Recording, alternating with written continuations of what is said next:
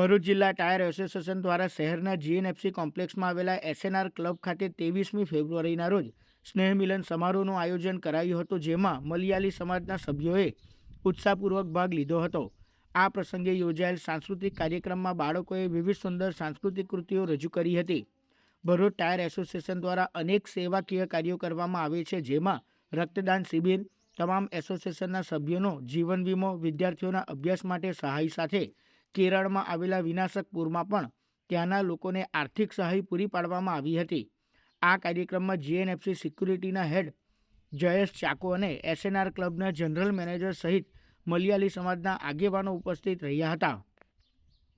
Charity तरफ से blood donation camp किया, उसका अंदर भी हम लोग ने बहुत बड़ा फंक्शन रखा था.